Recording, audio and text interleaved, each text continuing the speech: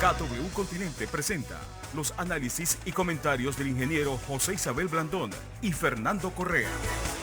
Muy buenos días, Panamá. Hoy es jueves 12 de noviembre. Esta es la edición matutina de Next Noticias. En un día en el que el mundo revuelto. Empezamos, desde el norte, donde en Estados Unidos se habla de estos recuentos y todo lo que está ocurriendo en ese proceso postelectoral. Todavía las fuerzas allegadas al presidente Trump están insistiendo que puede ocurrir ese revés. En un momento en el cual el Congreso, sobre todo, será una especie de gran tutti frutti que tiene desde personas de la extrema izquierda, como Ocasio-Cortez, hasta personas de la extrema derecha. Hay una de las congresistas más polémicas es esta mujer de Georgia, perteneciente a ese misterioso grupo del QAnon. Un día también en donde Perú, pues las calles de Lima se han vuelto lo más anárquico que uno puede esperar.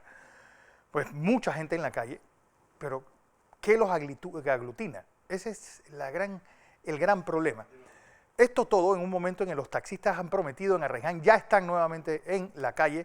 Vamos a tener imágenes de lo que está pasando en la provincia de Panamá Oeste después de lo ocurrido en la mañana de ayer. Don José, muchas cosas, el COVID creciendo de forma preocupante. Buenos días, Fernando. Oiga, bienvenido. Gracias. El noticiero José Luis hizo un extraordinario trabajo aquí en su ausencia. No me cabe la menor duda. Placer tenerlo aquí nuevamente con nosotros, la gente extrañándolo mucho. Hombre, gracias. Aquí está, Fernando Correa. He vuelto, como dice. Jueves 12, ¿qué jueves? ¿Cuántas noticias? ¿Usted recuerda, Fernando, aquel presidente de Ucrania que hizo tanta bulla en su elección, el cómico? Un comediante, Vladimir Zelensky, que después salió del escenario y más nadie ha sabido. Bueno, ahora sabemos de él. Está con COVID, internado en el hospital, el presidente de Ucrania, para que usted vea que el virus no perdona a nadie. Y el secretario, el jefe de gabinete del presidente Trump, Mark Meadows, está también con COVID, igual que el ministro Carson de Vivienda de los Estados Unidos está con COVID. En la Casa Blanca hay como una especie de nicho. Bueno, es que mal curado que no dejaron y siguieron en campaña. Y esto, para que usted vea lo que está pasando en el mundo sí, de noticias muy rápidas, también en el día de hoy, le doy esta noticia antes de ir al fondo de los problemas que vamos a tratar con ustedes en la mañana de hoy. El presidente Biden se ha decidido por un jefe de gabinete, un chief of staff, en la persona de Ron Klain. Para que ustedes sepan, Ron Klain es un hombre de gran experiencia, de 56 años, un abogado, un estratega político, un gran comunicador, un hombre que trabajó con el presidente Clinton, con Obama, con la estructura, es demócrata, de gran capacidad de comunicación, no solamente con los grupos demócratas, sino con toda la sociedad. Biden está tratando de buscar, y lo va a anunciar oficialmente hoy, en la que ya él está asumiendo el papel de gobierno en transición. De gobierno. Y fíjese que en medio de todo esto, el congresista norteamericano Alexander Murphy dijo que él está republicano, porque se le entreguen los briefings o el resumen de inteligencia al presidente electo. Y si no se hace hasta el viernes, él va a salir a pedirlo. ¿Qué está ocurriendo?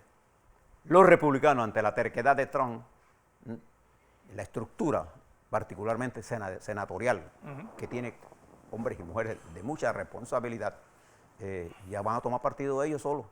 Pero la gran incógnita, José, además no habíamos tenido la oportunidad de analizar a profundidad estas elecciones, en donde no olvidemos que después de Joe Biden, la persona que más votos ha recibido en la historia de los Estados Unidos es Donald Trump. Es decir, ¿cuál va a ser el futuro de un partido demócrata que también está alejándose del centro y un partido republicano muy radicalizado? Electos, vamos a dar primero los votos. Hoy el conteo presidencial, que no ha terminado en muchos estados, no solamente en los que están en los 5 estados que hay, por ejemplo, en California tienen que terminar. Hasta este momento el presidente electo Biden tiene 77.6 millones de votos y el presidente Trump tiene 72,2 millones. Le hace una diferencia de 5 millones y 300 mil votos, o 5 millones, si usted quiere ponerlo redondo, a favor de Biden. Una diferencia sustancialmente importante. Se espera que Biden llegue a los 80 millones de votos cuando termine la elección. En las proyecciones que hay, ya la proyección indica que él tiene los votos electorales también. En Georgia, con la ventaja que tiene de casi 14.000 votos, es muy poco probable que en un reconteo se encuentren más de 800 votos, igual que en Pensilvania con 47.000. Esta ventaja de Pensilvania de Biden es más alta que la que sacó el presidente Trump con Clinton. Que fue el estado clave. Entonces, para que usted tenga una idea de lo que estamos pidiendo, incluso ya se discute en los círculos legales que estas demandas del presidente Trump no van para ningún lado. Pero, ¿qué fue lo que pasó, por ejemplo, en Pensilvania? Porque estamos hablando de un estado de los llamados, de los estados del óxido, de estas antiguas estados que fueron grandes potencias, pues sedes industriales y que de repente pues tienen estas poblaciones con una diferencia muy radical entre el voto rural y el voto urbano. Pero, primero debemos entender toda nuestra audiencia de que el conteo en Pensilvania, como en todo el país, se hizo en la mayoría de las veces, salvo en Ohio, que se hizo primero el conteo del voto electrónico. En Pensilvania se comenzó a contar los votos del día. Y después los que llegaron por correo. En los votos del día, y ya se sabía, que los republicanos tienen más tendencia a votar en presencia que los demócratas. De hecho, en la votación adelantada en los Estados Unidos no se hizo para esta elección, eso ha existido siempre. Sí. Y usted puede votar, bien sea el voto presencial antes del día de las elecciones o por correo antes del día de las elecciones. Eso no es lo novedoso. Lo novedoso es que en el caso de Pensilvania se comenzó a contar los votos que se emitieron y obviamente como la proporción republicana era mayor, los primeros en la noche del 4 de noviembre, del 3 de noviembre para amanecer 4 de noviembre, el presidente Trump tenía una gran ventaja, pero cuando se comenzaron a contar los votos por correo, los votos que venían adelantados, entonces se vio la diferencia. ¿Y por qué esa gran diferencia de las encuestas versus de eso quiero hablarle, porque la diferencia de las encuestas, cuando usted la mira de verdad, sí. Así, cuando se decía que la probabilidad de que ganara Biden era de 85%, es lo que ha pasado. El voto electoral es de 5 millones, ahí no hay duda de quién ganó la presidencia. Sí, no hay duda de quién ganó la presidencia. El problema es que la distribución del voto se hizo. Recuerden que en Estados Unidos se vota indirectamente. Usted vota, sí, pero es por un colegio electoral que va a escoger a un presidente. Entonces, ¿qué resulta? Que es muy difícil en una encuesta medir todos los cantones o county de los Estados Unidos. Lo que equivaldría a un corregimiento de nosotros, pues. Es muy difícil. Pero las encuestas preveyeron en Ohio, Pensilvania. Un margen estrecho. Y en términos generales, lo que sorprendió es el volumen de votación. Lo que estaba indicando el nivel de polarización. Es que esta elección tenía mucha más atención de lo que la gente se esperaba. Bien, déjeme ponerle en perspectiva algunas cosas. No solamente está la presidencia de los Estados Unidos en discusión, en votación. Bueno, para mí no está en discusión ya. Para mí el presidente... Los republicanos ayer anunciaron que mantienen el Senado. No, déjeme explicarle cómo estamos ahí. Okay. En el Senado de los Estados Unidos hay 48 demócratas y 50 republicanos ya confirmados. Quedan 2 por definir en Georgia, que es un estado en la cual está esta mujer del QAnon, y está una pelea muy estrecha entre el actual senador republicano y el contendiente demócrata. Y hoy están todo el mundo metido allí, porque de ganar uno, los republicanos tendrían 51, y de ganar otro, los demócratas tendrían 49. Sería una... ¿Y bueno, el que falta es el vicepresidente, la vicepresidenta Harris? Si quedan 50 y 50, decide entonces el vicepresidente, que en este caso sería Kamala Harris. Si gana uno, si ganan los demócratas, para estar en el juego tienen que ganar los 2. Los republicanos les basta con ganar uno en Georgia, pero eso va a definirse ahora en enero. Bueno, en el estado cercano a Georgia, la gran novedad fue esa victoria de la primera negra en 170 años senadora de Mississippi. Bien. Y en la Cámara de Representantes ya se puede proyectar que los demócratas mantendrán la mayoría con 226, seguido de los republicanos que hicieron un gran esfuerzo y ganaron votos, le quitaron votos a la mayoría parlamentaria de de los demócratas en la Cámara de Representantes, pero la Cámara de Representantes seguirá en manos del control demócrata. Nada más basta un voto. En las asambleas, en la democracia funciona así. Sí. No es que tú necesitas 30, 40 votos. Tú no necesitas uno más que los demás, del 50% en la mayoría de las votaciones, salvo cuando se especifica qué tipo de votación, aquellas que son muy específicas. Bien. Ahora mismo, ganando los demócratas, la Cámara de Representantes y los republicanos con 50 senadores en este momento ya asegurados, faltando 2 por definir en Georgia, bastaría que ellos se hagan de uno para tener la mayoría. Pero hay una cosa que ustedes deben entender ahora mismo. A Biden esto no es que le debe preocupar mucho, porque este Senado republicano está dividido. De hecho, ya hay 3 senadores republicanos, entre ellos la de Maine, la señora Collins, senadora Collins, que le expresó a Biden y lo llamó para felicitarlo. Y hay senadores republicanos, como este que le estoy diciendo que va a salir al frente, que estarían más por la estabilidad y por un acuerdo de gobernanza para recuperar el prestigio de los Estados Unidos. Entonces, no será tan difícil para un hombre de la experiencia de Biden, que recuerde que él fue 5 veces senador de los Es lo que te iba a decir, yo creo que nadie llega y Kamala Harris, que también se fue senadora. a la presidencia de los Estados Unidos entendiendo el Senado desde Lyndon Johnson como Joe Biden. Hay cosas que están pasando en los Estados Unidos. Por ejemplo, esta botadera que tiene cambios que está haciendo el presidente en el Pentágono.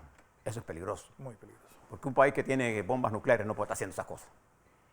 Tan sencillo como eso. Y además de eso, el presidente Trump, que sigue en la negación de su pérdida, el mundo en general reconoce, salvo algunas excepciones, a el triunfo del señor Biden. Ya él ha hablado por teléfono con el primer ministro Johnson. Es más, el ministro Johnson se refirió a Biden en el pleno del Parlamento inglés. También la señora Merkel, el señor Macron, el Martin de Irlanda, el presidente de la India, el primer ministro de la India. Qué raro. Australia, América Latina, Panamá se ha pronunciado a favor de Biden. El señor Andrés Manuel López Obrador es el gran ausente de las felicitaciones. Él ha dicho lo que siempre dice. Decir nada, dice que hay que respetar el derecho de autodeterminación de los pueblos. Como si tiene que ver eso con esto. Wilson. Siempre se ha reconocido el presidente que ha ganado por mayoría y se acabó. Lo que pasa es que él tiene temor a hacer algo. Bueno, el presidente López Obrador estuvo en los Estados Unidos unas semanas antes y fue acusado por los mexicanos de estar promoviendo la campaña del presidente Trump. Fíjense cómo se comporta lo que se supone es un gobierno de izquierda. Por otro lado, Bolsonaro, que tampoco ha dado el reconocimiento. Bueno, que su frase famosa de debemos dejar que Brasil deje de ser un país de mariquitas. Ese es el titular de maricas. Sao Paulo, que tiene mucho revuelo allá en Brasil. Y además de eso, el presidente Bolsonaro, que quiere ser un segundo Trump, que se sacó unas expresiones contento porque la vacuna china había sido rechazada porque había habido unas causas muy graves. En realidad ya se reanudaron las pruebas. Sí. Lo que había pasado era que uno de los que habían servido como voluntarios para la vacuna no murió de la vacuna, es que se suicidó. Murió otra cosa.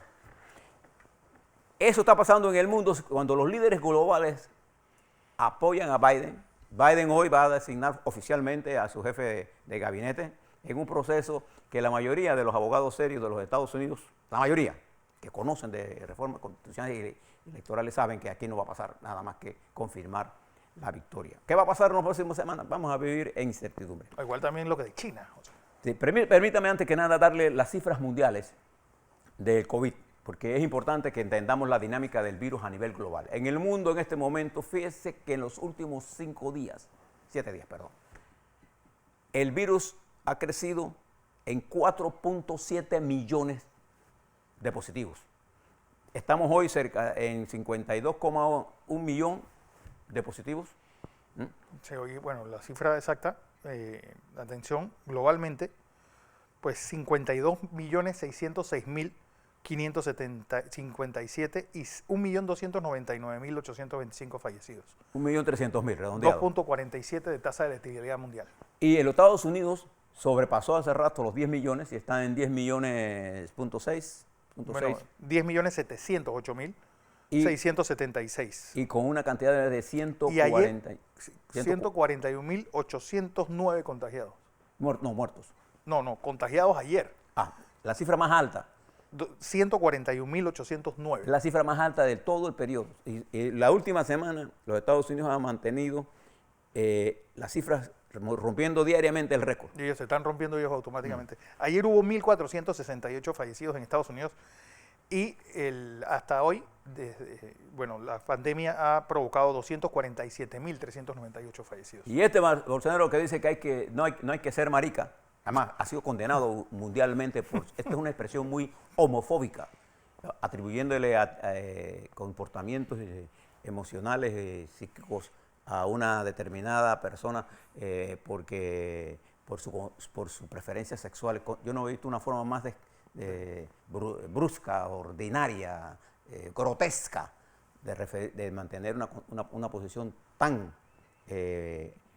homofóbica como esta que expresó ayer el presidente Brasil, José, 5.751.297 casos, 163.456 fallecidos. Ayer, 47.681 fallecidos, una tasa de letalidad de 2.84.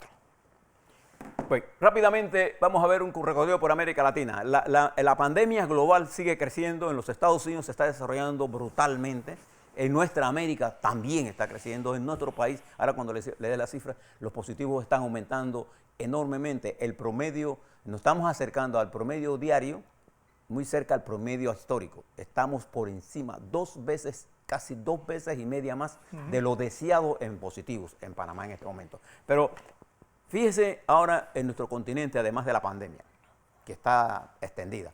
Mire el caso de Perú. En el Perú, este asalto al poder que dio la Cámara, el Senado de los Estados Unidos. No, el Congreso peruano. El Congreso peruano. La designación de este nuevo presidente ha creado un nivel tal nivel de desasosiego y de incertidumbre internacional que ya las agencias reguladoras de riesgo tienen a Perú por allá, bien lejos. Pero además de eso, hace falta un fallo de la Corte Suprema de Justicia, la Corte Constitucional peruana, que tiene en sus manos desde hace 2 meses, desde la primera intento de la Asamblea de sacar a Vizcarra, ¿se acuerda? De la vacancia. Hay un verbo que se llama vacar, de vacancia. Es un término jurídico allá en Perú que significa, en realidad es la destitución del presidente. Por la causa de incapacidad moral, la Corte Suprema Constitucional debe definirse y arranca hoy. Pero el gobierno nuevo intenta reemplazar esa Corte Constitucional. Y todo parece indicar que tienen el apoyo de los militares. ¿Sabes quién dio la información para tumbar a Vizcarra, mi querido amigo? El Comercio. El diario El Comercio. ¿Y quién es el Comercio? La élite de la élite. Ahí tiene la razón. Este no es un golpe cualquiera. Esto no fue un cambio constitucional, esto fue un golpe militar. Es más, Vizcarra tenía 76% de popularidad. El Senado, el Parlamento peruano tiene un nivel de rechazo nacional. Por eso es que lo que le señalaba Fernando, en las calles usted no encuentra una consigna unitaria. Usted cuenta cada grupo con una consigna. La sumatoria de todas esas consignas. No hay nadie que la aglutina. No hay nadie, pero todas son ciertas. Pero no hay una agrupación que pueda darle un hilo conductor a este movimiento que se puede convertir en un movimiento anárquico y que pueda arrastrar más a Perú, ¿no?, a una situación de la que ella se encuentra, peor de la que ella se encuentra. Contrario a lo que está pasando allá. Lo que está pasando en Bolivia, con el retorno de Evo Morales. Ayer dio un discurso y explicaba en su discurso cómo fue la intervención de autoridades norteamericanas para impedirle a él salir y todo lo que cuenta él que le pasó. Pero hubo miles y miles dándole la bienvenida al presidente Evo Morales y el nuevo gobierno asume la conducción bajo una nueva estructura. Y fíjese que la reacción de Estados Unidos frente a lo que está pasando en América Latina es casi ninguna. Nada. Nada. Estados Unidos está paralizado con respecto a nuestro continente y con respecto al resto del mundo y con respecto a las acciones internas. Usted no ha escuchado al presidente Trump referirse en lo absoluto a lo que está pasando con el coronavirus en los Estados Unidos. Lo que está pasando es impresionante. El nivel de contaminación, el nivel de muerte, el nivel de afectación y el nivel de medidas que van a tener que tomar drásticas en ese país. Bueno, esa es la consecuencia de seguir los cantos de sirena, eso de los caiga quien caiga y compañía limitada. Nosotros, Perú está cosechando exactamente haber dejado a estos irresponsables. El lawfare, ahí está el lawfare. Pero que lo raro de todo esto, José, es que es como la pescadilla, que da la vuelta y termina mordiéndose la cola. Es decir, han tenido que caer en un hombre que viene del partido más antiguo del Perú. Y 59 denuncias. Es decir, fueron a la cantina y cogieron al borracho más grande y lo pusieron de presidente. Eso fue lo que pasó en Perú, mal dicho, por supuesto. Y hay tanta rebateña que todavía no han podido consolidar el gabinete. El gabinete. Y va usted el gabinete que va a salir de eso. Hay dos cosas que le quiero contar ahora antes de pasar al otro, a darle un cambio. Uno de ellos tiene que ver con la vacuna. Hay esperanzas de la vacuna, pero se ha politizado esto. Le cuento nada más. Rusia ayer sacó una información que la vacuna Sputnik 5 tiene un nivel de efectividad de 92%. Como la Pfizer dijo que era 90%, Rusia dice que es 92%. Bolsonaro detiene, bueno, Bolsonaro no, lo que pasa siempre, cuando hay un muerto asociado a las investigaciones hay que parar las pruebas. Resultó que el muerto no era, sigue la vacuna. China dice tener la vacuna. Moderna tiene su vacuna. La vacuna se ha politizado. Por eso es que tenemos que dejar en manos de la ciencia esto. Creo que los médicos, los organismos reguladores van a decidir al final cuál de la vacuna es. Cualquiera de ellas va a tener que tener 2 dosis. Sí. Y la logística para eso va a ser tremenda. Preste la atención y mire esto con mucha atención. Dejemos que nuestros expertos aquí, que saben de vacunas y que saben de estos ensayos, nos den la información. Y ni tampoco ahora montemos campañas antivacunas y meter el miedo. No, la vacuna es la promesa positiva más importante que tenemos frente a nosotros y que afortunadamente estamos relativamente cerca de tener una vacuna. Cuando digo relativamente me refiero a los próximos 4, 5, 6 meses nosotros en Panamá. No nos interesa que otros la tengan, pero nos interesa que nosotros la tengamos, que es más importante. Ese proceso está en desarrollo a una gran velocidad. Una vacuna como esta se produce en 10 años. Se ha logrado que en menos de un año podamos tener por lo menos la opción ya casi en tercera fase de la vacuna Pfizer, de la vacuna Moderna, Sputnik, China. Nosotros no tenemos muchos datos, pero dejemos que nuestros técnicos aborden el tema sobre estas situaciones. También es importante decir que en el marco mundial se está tratando de reconstruir con Biden un nuevo optimismo. Y ahí la importancia para nosotros en Panamá de entender que dentro de unos 2 meses, cuando Biden asuma el poder, va a haber un replanteamiento de la reestructuración de la política exterior del mundo, liderizada por los Estados Unidos, y particularmente en la unificación de las relaciones norteamericanas con organismos multilaterales y América Latina. Y Europa y con América Latina. Y eso va a poner a Panamá en el punto central. Nosotros somos, lo conozcamos o no, lo sepan o no los influencers, nosotros somos hoy un país geopolíticamente importante para el mundo. Detenernos exclusivamente, estar en el dime que te doy, o tratar de ser transparente cuando eres bien turbio. Cuando eres invisible. O impulsar el lawfare como mecanismo de descarte, de destrucción. Cuando usted mire eso que está pasando en Panamá, nada más vuelva la mirada hacia Perú, vuelva la mirada hacia Venezuela, vuelva la mirada hacia la Argentina, vuelva la mirada hacia Ecuador, vuelva la mirada hacia los Estados Unidos Colombia. Y se dará cuenta, y a Colombia, y se dará cuenta que ese no es el camino para un país. A la vuelta vamos a hablar sobre COVID Panamá. Le quiero hablar sobre las tablas.